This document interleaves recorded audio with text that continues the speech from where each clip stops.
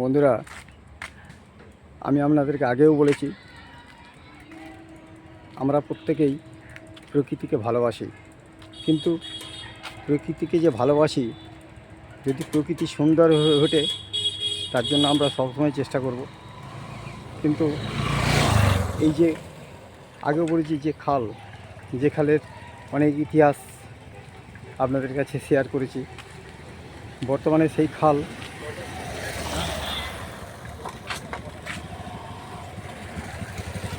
বন্ধ হয়ে গেছে।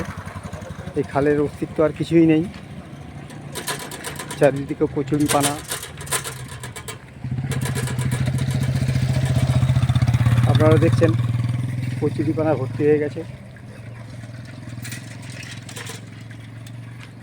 এই যে আগের দিকে দেখছেন চাষ হয়েছে, এই চাষ ঠিকমতো করতে পারছে না এখানকার চাষি। খালটার এমন অবস্থা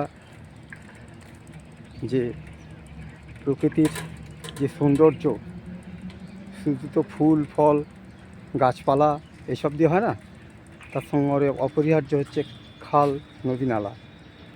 যেমন খাল দিয়ে নৌকা চলে, জোয়ার ভাঁটা খেলে, সেই রকম খাল নদী যদি আবর্জনায় ভরে যায়, তখন প্রকৃতির মধ্যে যে সৌন্দর্য সেটা আর ফুটে ওঠে না। আমরা সবাই বলি আমরা প্রকৃতিকে ভালোবাসি, কিন্তু প্রকৃতিকে ভালোবাসতে গেলে তার কিছু কিছু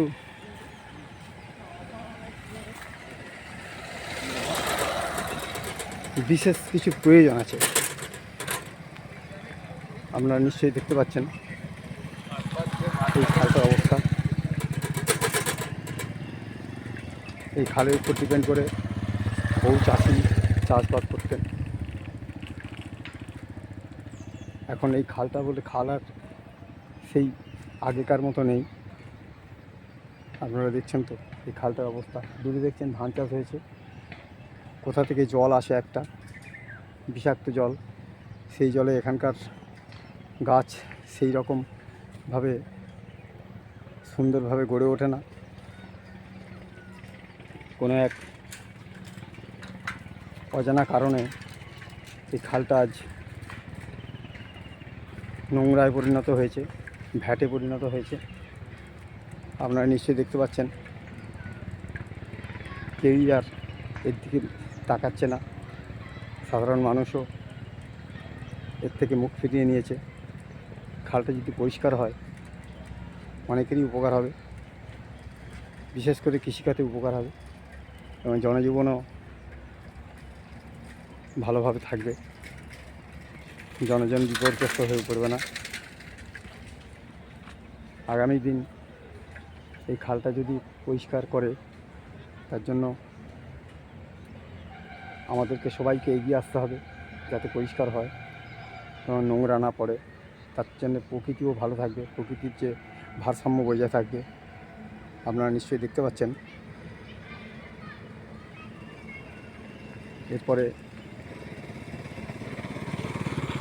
আমরা শুধু প্রকৃতিকে ভালোবাসি বলে চেঁচাই, কিন্তু কতটুকু ভালোবাসি তার প্রমাণ হচ্ছে এই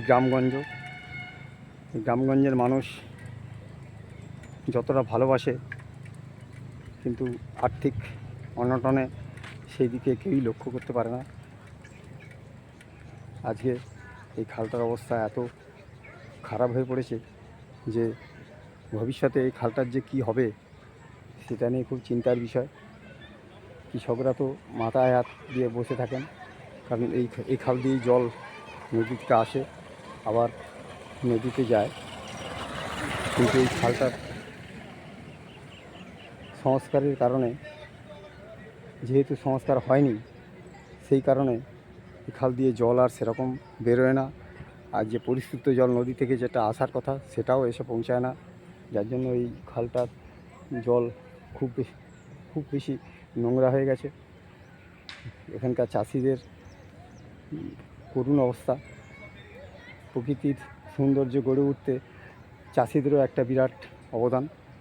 যেমন ধান ফলান চাষিরা, সেই ধানের যে সুন্দর গন্ধ চারিদিকে আনন্দ ফুটে ওঠে মানুষের মনে, সেই গন্ধে মানুষের মন আনন্দে ভরে ওঠে।